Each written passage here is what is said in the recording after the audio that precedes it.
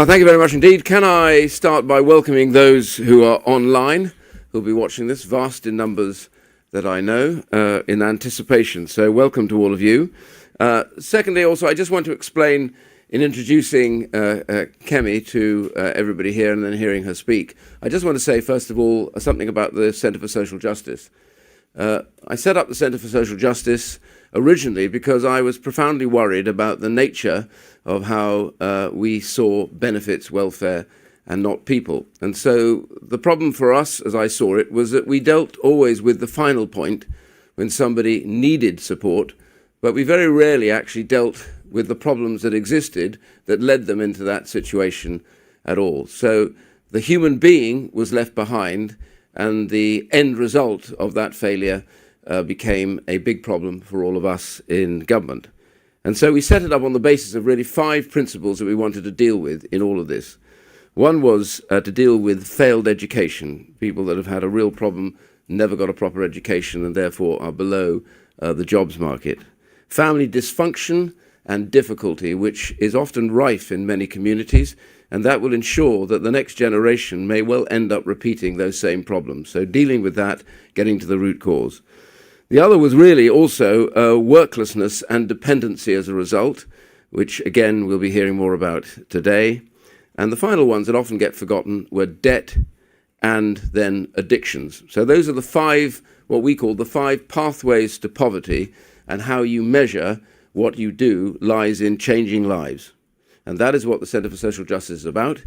And I'm pleased today that Kemi is here to speak. I have to say that we have had politicians on all sides of the fence, that we've had Labour ministers here to speak and others, because what we deal with here is trying to solve the problems that ruin lives often before they have a chance to get going. Kemi, you're really, really welcome here. I'm really pleased that you've chosen to come to the Centre for Social Justice to talk about changing lives and saving lives, which is really what this is all about. And you will have a very good audience here, a lot of support, particularly amongst the media. Yeah. So I simply want to get you to this and say, welcome and over to you. Thank you very much. And I want to say that.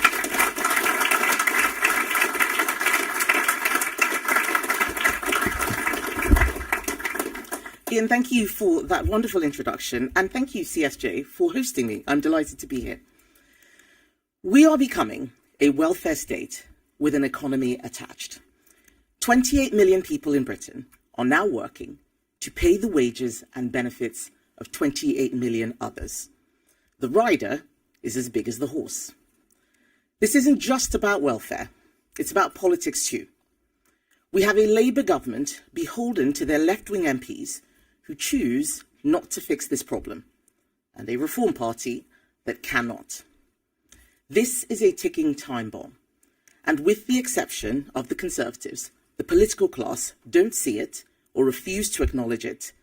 In fact, a lot of them want to make it worse. If we don't solve this problem, our economy will collapse. 1 million young people are currently not in education, employment, or training. And we are on course to spend 1 in every £4 of income tax on sickness benefits alone.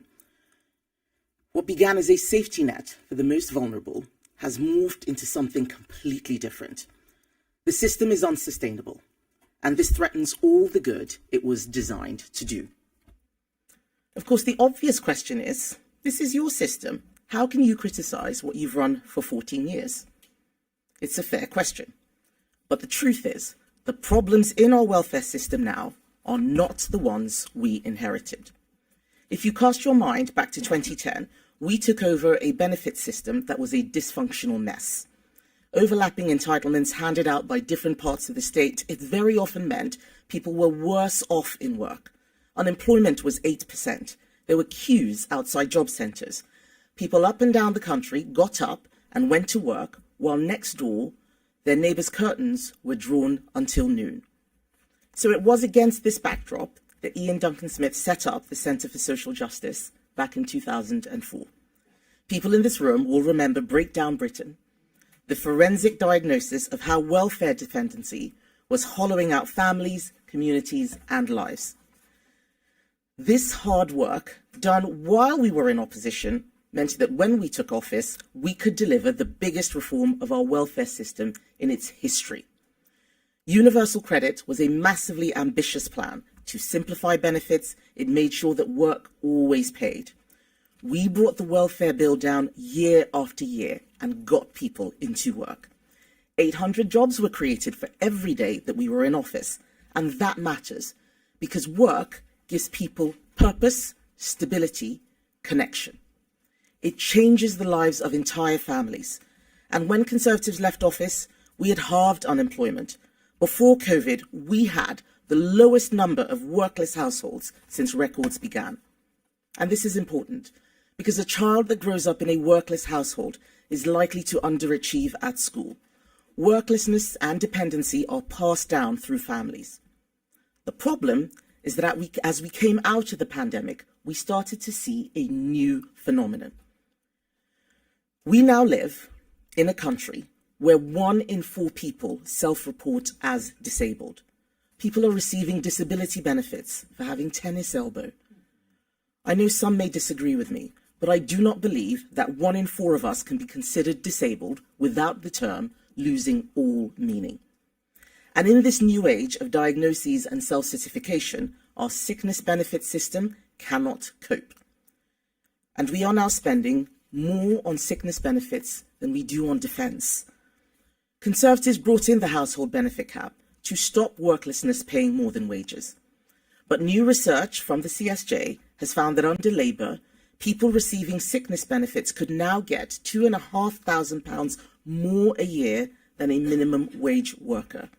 This is not just fundamentally unfair, it is a fiscal disaster waiting to happen. It should have been clear to anyone seeing this that it isn't sustainable. But the reason Labour have failed so badly on this over the last month is that they didn't see these problems in opposition. They thought that if Labour ran the country, all of Britain's problems would go away because they think of themselves as nice people. But sanctimony is not a substitute for policy.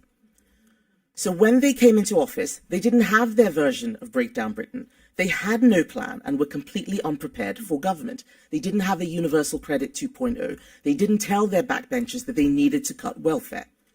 Labour now don't know what they believe. That will be the epitaph of this government. It was only when Rachel Reeves came shaking her bucket outside the DWP, asking for some quick savings to plug the holes in her figures, that in a rush, they tried to tinker with a system that needs wholesale reform. And even if their original bill had passed unamended, it wouldn't have fundamentally fixed anything, because it was a sticking plaster solution. Now, they can't fix it in this Parliament, so for the next 4 years, we are stuck. We are stuck with 3,000 people a day signing on to out-of-work benefits. We're stuck with people getting taxpayer-funded cars for having constipation. The bill will go up to £100 billion on their watch, and that's just sickness benefits. Their economic mismanagement means that every day they are in office, jobs are being lost, and job losses mean more people going on to welfare and fewer people coming off. No doubt, emboldened by their success in forcing Starmer to U-turn last week, Labour's backbench MPs will now be eyeing up even more concessions. We know that there are more tax rises coming in the autumn. That's now been all but confirmed by the Chancellor. But what Labour haven't told you is that this doom loop that they have set up will mean taxes will have to keep going up. Wealth creators are fleeing the country. People have stopped hiring because of Labour's jobs tax. Fewer and fewer people will have to support more and more. That is the tax spiral. None of the other parties seem to acknowledge this. Last week, we saw left-wing Labour MPs, Lib Dems, SNP, Independents, Greens, and revealingly, Reform MPs all vote for higher welfare spending and an even more generous benefit system. Reform like to pose as a right-wing party, but they don't seem to understand that asking the taxpayer to fork out £100 billion a year on health and disability benefits isn't just completely unaffordable and unjustifiable, it's immoral. And the Prime Minister has already signalled that he's open to removing the two-child benefit cap. In fact, right at this moment, there are probably Labour MPs behind closed doors drawing up plans to force his hand. And they will find allies in reform. Nigel Farage is committed to remove the cap, and he is warning that he is not finished yet on benefits giveaways. Make no mistake, he is Jeremy Corbyn with a pint and a cigarette. On welfare, he shows his true colours, promising these unaffordable giveaways with no plan to fix the system. I want to be clear why the Conservative government brought in the two-child benefit cap. We brought it in because we believe that people on benefits should have to make the same decisions on having children as everyone else. But Labour and Reform MPs don't even understand what the cap does, and they don't care that lifting it would create another £3 billion black hole in our finances. It's not that we don't want people to have big families. We do. But the way to achieve that is to make sure people can afford to have families because they are in good jobs, not by increasing the tax burden on working people. So next week, we're going to put this to a vote in the House of Commons, and you'll see that the Conservatives are now the only party committed to serious welfare reform. We are the only party that is prepared to tell the truth and take the tough decisions to get spending under control. That's the way to bring about real change. Getting the welfare bill down is not an impossible task, but it requires conviction and the courage to make difficult choices. We have to start from our principles. First, who needs and deserves our support? There will always be some people who need help from the state, people who have a really challenging disability, people who have worked and paid into the system for years, but who lose their jobs suddenly through no fault of their own. But we can't afford to be spending £1 billion a month on benefits for foreign nationals. It is not unreasonable to expect someone to have paid in and become a British citizen before they unlock access to sickness benefits. That was a plan we put forward yesterday, a plan that Labour voted down. We also clearly cannot afford to support 1 in 4 people who now classify themselves as disabled. We are going to have to draw a line in the sand about which conditions the state gives out support for.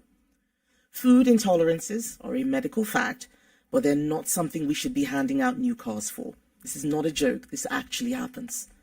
And anxiety and mild depression are real conditions, but that doesn't mean that those suffering should be signed off work courtesy of the taxpayer. The Centre for Social Justice have done some brilliant modelling, showing that if you restricted benefits to those with more severe mental health conditions, you could save up to £9 billion. Think how much good even a fraction of that could do when reinvested into mental health treatment and research, instead of funding people to sit at home. Second, how do you accurately identify those people who you've decided qualify for support? Clearly, our current system of assessment isn't working. Approval rates have soared, and we now have online sickfluencers. I never heard this phrase before, sickfluencers. They are selling people scripts to maximize their scores on assessment. We need to build in proper medical evidence to the system and go back to face-to-face assessments which never recovered after COVID. The Motability scheme is a perfect example of what's going wrong with the current system. It was initially set up to help disabled people get around. Now 90% of its cars now have no adaptations whatsoever. That's not what it was designed for. People are qualifying with conditions like drug misuse, ADHD, obesity. The assessment system surely can't have been designed with that intention, and we cannot allow it to continue for a moment longer. And third, we need to think about what support actually helps people, because at its best, a welfare system acts like a trampoline. It cushions your fall and it propels you back onto your feet.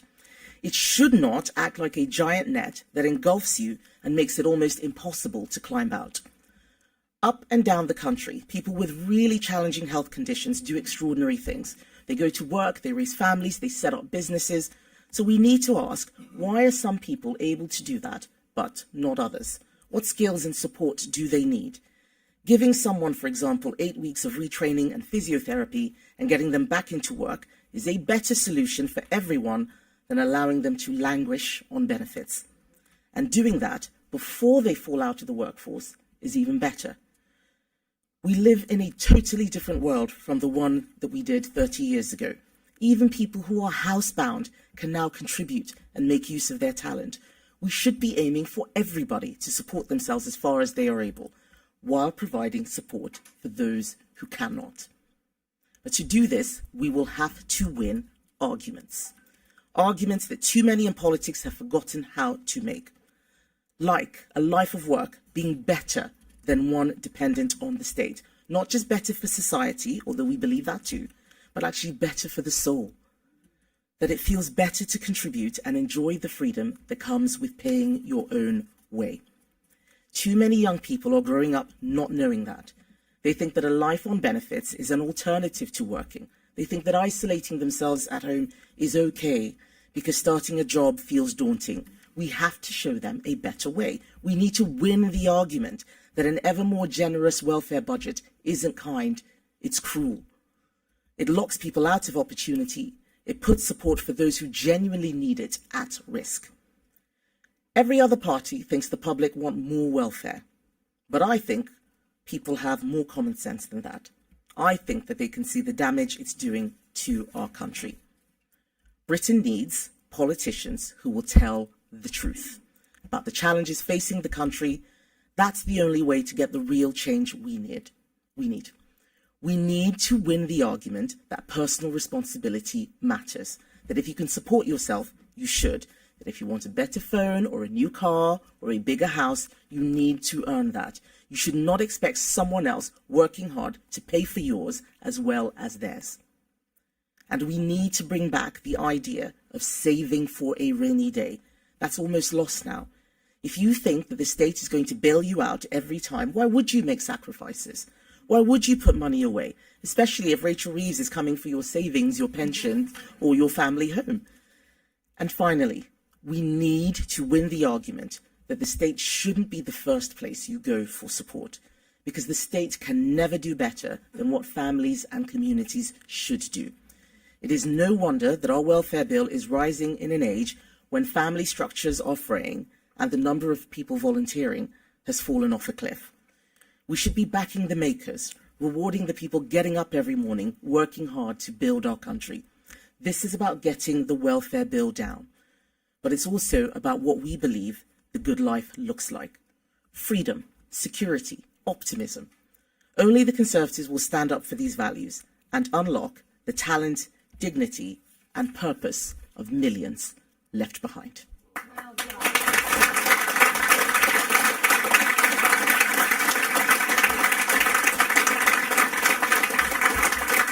Thank you.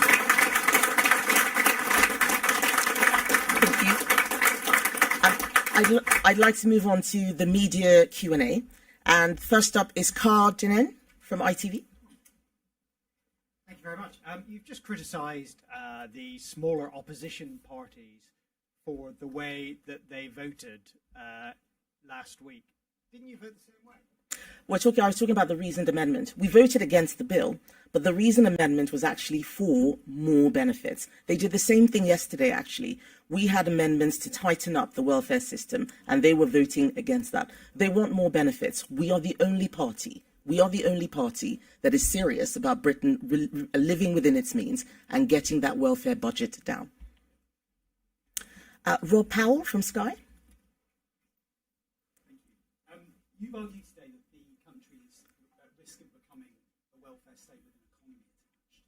The biggest part of the welfare budget is obviously the state pension. The OBR said this week that in the long run that's unsustainable. So in the spirit of living within our means and being a politician that tells the truth, do you agree, and should it be reviewed? We need to look at where the money is going. The immediate problem we can fix right now is around working age benefits. Those pensions are not working age benefits. If we get more people into work, that will help solve the general problem of growth. There are too many people who are out of work. We are bringing in more people from abroad, which is straining the system. That's where we need to start. And that's why we're focused on looking at what we can do to bring down health and disability benefits, which currently are more than what we spend on defence. The triple lock is Conservative policy. We brought in that policy. Right now, we think that the area to focus on is health and disability benefits. There are too many people out of work. We have 28 million people working to support another 28 million who are out of work or in the public sector. Those numbers have to change. Getting people into work is what Conservatives are about. It is what we did before. We reduced the number of workless households to record lows, and that started climbing up again after COVID. Now we are seeing 3,000 people a day claiming out of work sickness benefits. That's just under Labour. That's 1,000 more than it was a year ago. This is crazy. That's the first place to start fixing things. Evan Murray, BBC. Hi there. You've lost your second former cabinet minister in less than a week. What does that tell us about the direction of the Conservative Party under your leadership? What it tells people is what I'm saying in this speech, that the Conservative Party is the only party that wants to live within its means. And if there are people who want more welfare and higher taxes and more spend, they are very welcome to go to those parties that are offering that.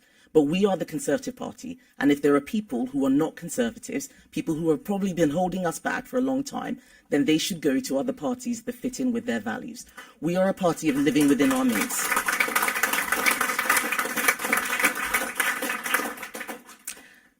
Chris Hope, GB News. Chris Hope, GB News. The benefits bill spiraled in your government's watch, didn't it, Kemi Badenoch? Would you apologise for saying you got it wrong, like as you have done on immigration? And just that question about Sir Jake Berry and David Jones jumping ship to reform UK, what has Nigel Farage got that you haven't? Right. So I knew you were going to ask that question, Chris. I thought that Evan had spiked you. But first of all, we brought the deficit down every year until the pandemic. The pandemic was not something the Conservatives did. That was a global problem. And I can tell you that if Labour or even Reform had been in charge during the pandemic, we would be in a much worse situation than we are now. So we brought that down. As I said, we brought the number of workless households down. Worklessness kills. It completely destroys life chances for children. That is something that only we fix, and we will fix it again. We do not want to see this problem coming back.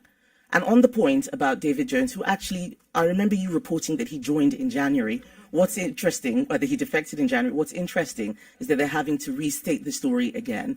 What Nigel Farage has got that I haven't got is telling people whatever it is they want to hear. If people want the truth, they should come to the Conservatives. That's what I'm for. Chris Smith of The Times.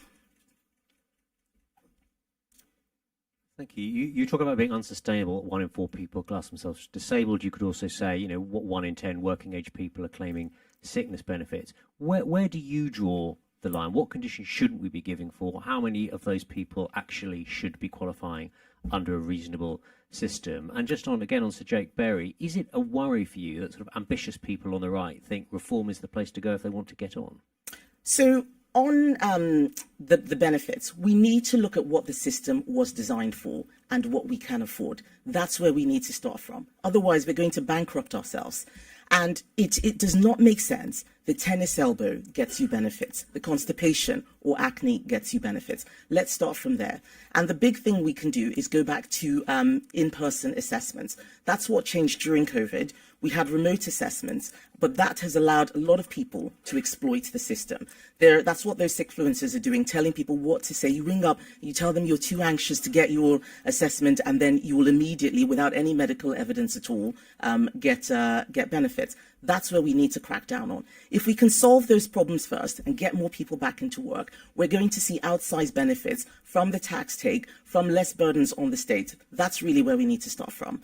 And on the point about people defecting, this is something which I say again and again, that there are a lot of people who come into politics just to play the game of politics, and they will follow polls and defect wherever they can, like they do in banana republics, to wherever they think that they can win. We have to do more than win. We have to be ready with a plan. This is what Labour got wrong. They had no plan. They were just focused on the election, and now they're in government and they're completely at sea. They cannot deliver anything. All of the people who are not interested in coming up with a proper policy plan and just want to jump ship are welcome to do so, because when the time comes at the next general election, the public are going to be looking for a serious, credible alternative. We are the only serious, credible alternative. And finally, I have Dan Martin from The Telegraph. Hi. Last week, Boris Johnson said that the way to deal with the threat from reform was to ignore them. You've been attacking Nigel Farage now, and you have been for a while, and it's not helping your polling. Do you think you should listen to him? Well, if you ask me a question about Nigel Farage, I will answer it. I'm not Keir Starmer, I answer questions. But I think if you want to take the advice, I think it's the media that needs to take Boris Johnson's advice. It's the media that spends most of its time talking about Nigel Farage. There is a lot of work that we're doing in Parliament. We have got Keir Starmer to U-turn on grooming gangs, on the winter fuel payment. We ran a very vigorous campaign. We are doing the work that the people elected us to do, making sure that they do not destroy this country. I'm the only person who is talking about how we bring the cost down. We are spending well above our means, and we've got to bring that back within our means. Thank you. I think that was the last question that I had, but I'm happy to talk afterwards. But thank you very much. Andy.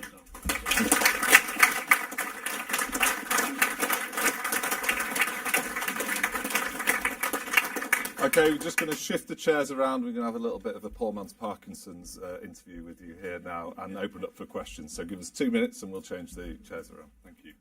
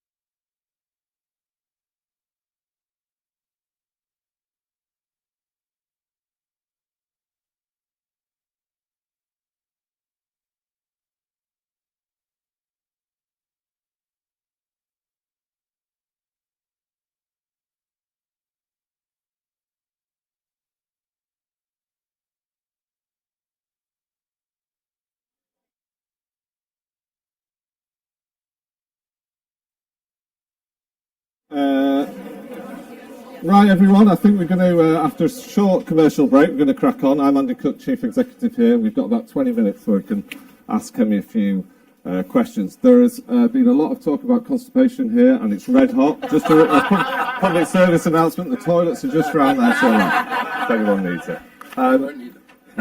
We won't need them, that's the thing. Kemi, thank you for today. It's so good to see you, and so good for someone taking the fight on this area. This week actually saw the passing of a Tory grandee, Norman Tebbit, who was actually Ian's predecessor in his seat. And Norman was obviously very famous for a lot of things, one of which where he said it's time for people to get on their bike when facing the last the employment crisis. Is this your get on the bike moment? And if so, do you see this as a cultural issue about worklessness and inactivity, or is it a systemic problem? I think, in a sense, yes, it is. Norman Tebbit was an amazing human being, but he was also somebody who just told it like it was. He said things. Yes, he said it like it is, and that cut through. What we were trying to say as Conservatives was that work is something that everyone should be in. It provides that stability, that purpose, that connection, and people should do all that they can to do so. It's personal responsibility, and that is a message that I want to that I want us to be very clear about now. It may not have been as clear as we wanted to in the past, but we've got to be very clear about that. And you asked if it's a cultural thing or something more systemic.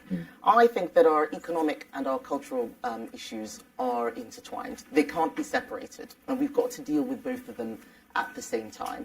If people are born into a household where no one has ever worked and they've never seen it before, then why would they think about working? That is a cultural issue. It's an attitude issue that society should not accept. And by that, I don't just mean the government.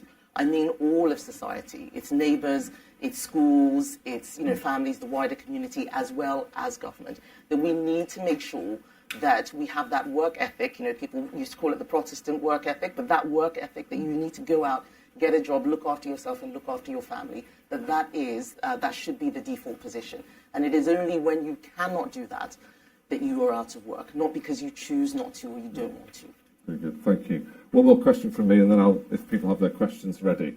I feel like I have to ask this question because yesterday I was referred to on a call as a middle-aged man. So I'm asking a question on behalf of the youth of today. There's a million people, not a million, a million young people out of work. You mentioned it in your speech, which is actually tragic for these families, for communities they operate, and the huge growth actually in young boys or young men post-pandemic as well. Do you remember your first job? I certainly remember mine in a Lynx factory in Leeds.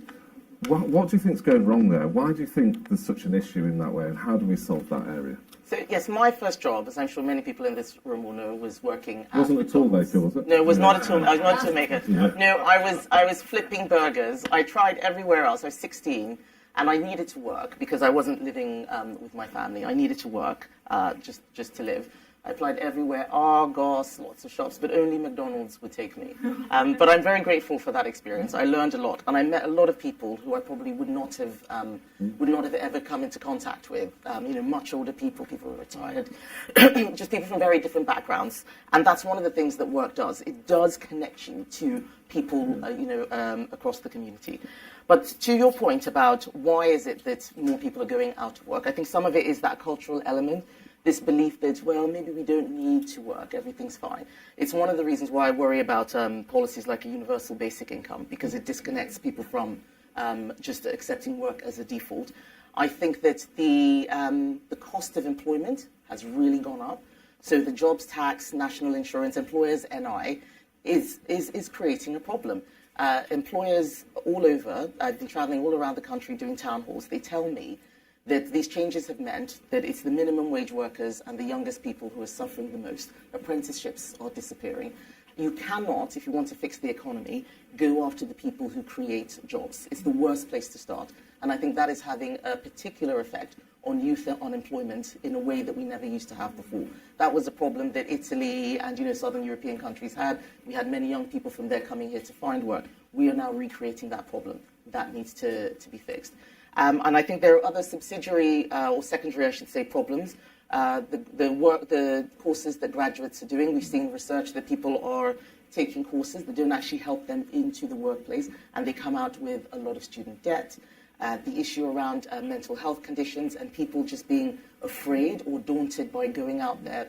This world where we are, we're all online, and people spend more time on their phone than they do interacting with other people. I think all of those things are having an impact, and that's why we have policies around, banning, smartphones from schools, looking at what we can do around social media so that people can stay connected to the real world and not just go virtual. Very good, thank you. Right, I'd like to go to the floor to ask a few questions. We'll start here. If you introduce yourself briefly and. I'm Martha Temple from Key for Life. We're a charity that supports offenders getting into work.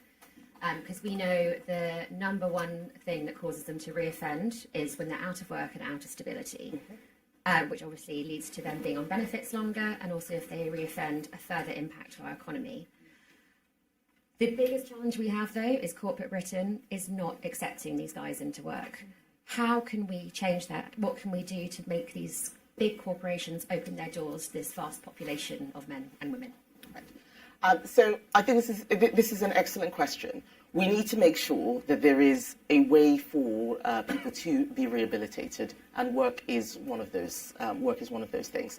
And you look at the success that companies like Timson have had. We need more. We need more Timsons, but we also need to make sure that many of those people who are coming out of prison actually have the skills that workplaces require. It's a risk taking on an ex-offender. And we need to also acknowledge that corporations need to mitigate that risk in some way. We can't just expect them just to take on the risk on its own. So making sure that people are skilled up, making sure that we have the tools in place to stop reoffending, making sure that corporations actually understand the benefits that they can get, but also actually making sure that the jobs are there in the first place. If the corporations aren't hiring the people who aren't ex-offenders, it's going to be even harder to deal with the, to get the ex-offenders into work. So it's all connected. It's all systemic. Let's start with actually making sure that the jobs are there. Let's not immediately rush to bring people from outside the country to fill jobs that perhaps rehabilitated offenders can fill as well. Very good. Questions over here. I think we've got some right at the back corner there, sneaking. We'll take two at once now. I wasn't meaning you, but you go for it, and then we'll go after you. Hi, I'm Felix from the charity Children Heard and Seen. You mentioned in your speech about Labour choosing not to fix problems. 12 months ago, the Labour government made a welcome and groundbreaking commitment to, in their manifesto, to identify and support children who have a parent in prison, and that's what Children Heard and Seen does. Currently, there's no statutory support for these children, despite the well-documented welfare harms that a parent going to prison can have. And that contributes, obviously, to what you mentioned about 1 million young people not being in education or employment. The work we do has shown the life-changing impact that simple, targeted emotional support can have on education and employment outcomes for young people. Are you and the Conservative Party able to hold the government to account on their commitment to ensure that children with a parent in prison get the support they need to break this cycle of intergenerational harm? Thank you. So I haven't seen your report, but it sounds like a very good. It sounds like a very good way to help stem some of these issues. If a government or if a party makes promises before an election, they do need to keep to them. If they don't, those are the things that break trust in politics. A lot of people are very disillusioned with politics and going to protest parties because of broken promises. There are things that we did, and I do acknowledge that, which we said we would do. The things we said, which we didn't do, and that creates some of that apathy. So yes, I'd be delighted to hold them to account on their promises and also to read the report. I do think that the family you're born into is probably the biggest determinant of where you're going to end up in life. So we want more strong, stable families. Those interested on those subjects, we are launching a paper on Monday that looks at the pupil premium, which makes no account of that kind of issue as well. Back corner, yeah. Hi, I'm Evan John. I'm from the national disability charity Sense. So you've painted a picture of a welfare system that is really easy to access, but I think many disabled people would find this is utterly divorced from the reality they face on a day-to-day basis. Our research has shown that 50% of disabled people with complex needs who go through benefits assessment find it humiliating. So what are you going to do to make sure that disabled people don't feel like criminals while trying to access the support that helps them to lead independent lives and often enables them to work? Well, I think those two problems are intertwined. If you have many people who shouldn't be claiming benefits using the system, that means that there are fewer resources for those who actually need to use the system. So let's start there. If you have a support worker who has to deal with a much bigger caseload, it's going to be harder for them to support those people who can't help themselves. That's where I would start in terms of dealing with that problem. We know that the system is not easy for those with the most challenging disabilities. But right now, we are seeing a huge increase in the number of people claiming benefits for low-level conditions. That cannot be helping. We've got to sort that out as well. Do you think, Kemi, as part of that, you would think about splitting the difference between mental health conditions and physical ill health conditions as part of the welfare? I think so. We understandably had a lot of pressure to look at mental health as in the same way as we look at physical health. But what we're seeing is that nothing's improved. Things have not improved. In fact, they're getting worse. And there's more pressure on the system. And I don't think there was anything wrong in testing out that hypothesis. But we have to be able to say, we've tried this, it's not working, let's do something different. One of the problems in politics is this belief that because something is in place, it must never be touched, and all we can do is add more and more. We need to start talking about reform of the system.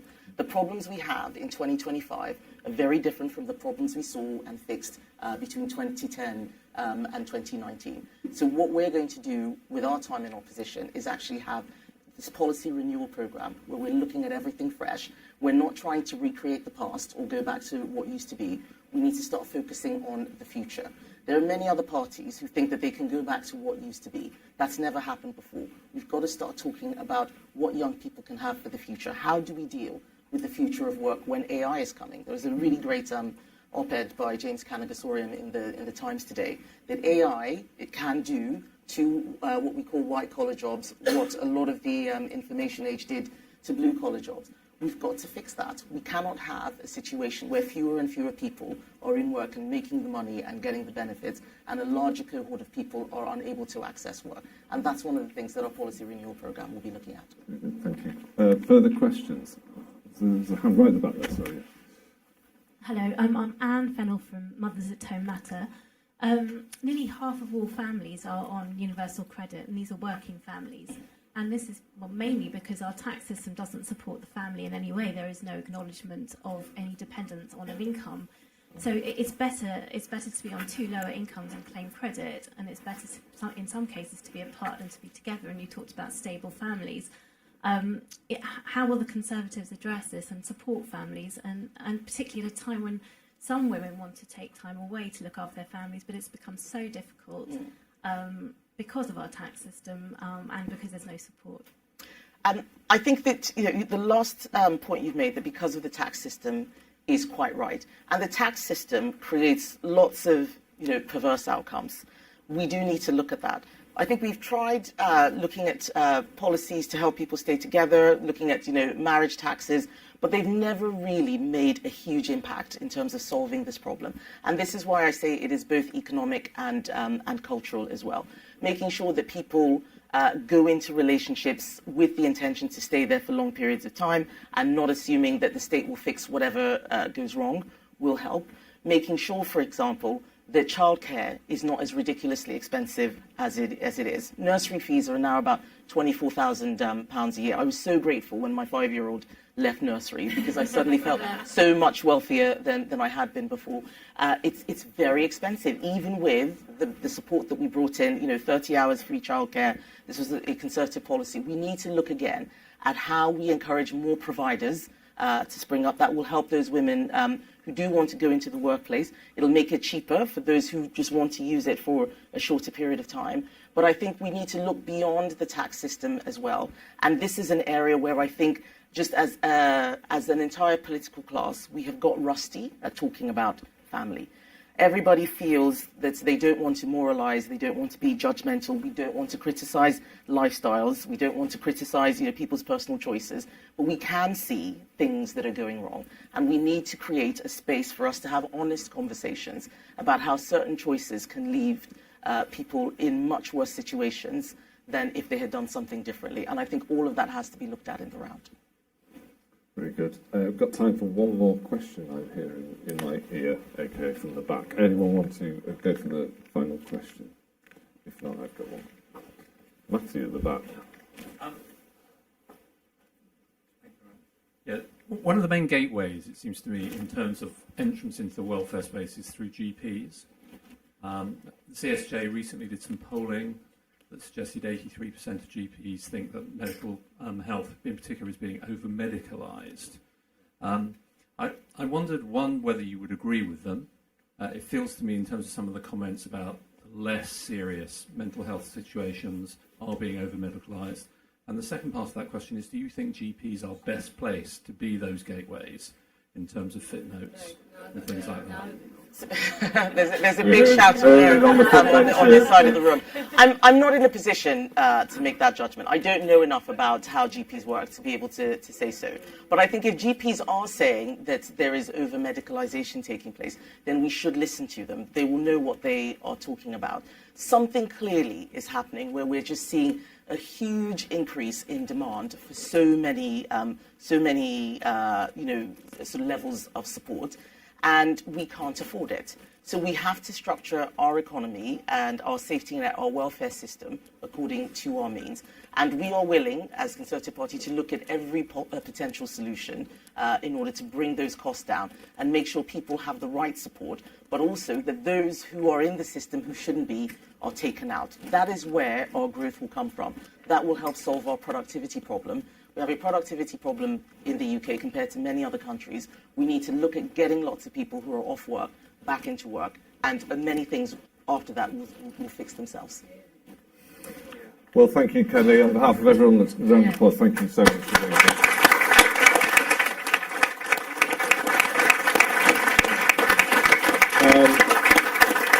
That concludes it then. For those that want an ice lolly, we do have a freezer full of them if the staff are eaten. And thank you again to you for being here, Kemi. Thank you. Thanks.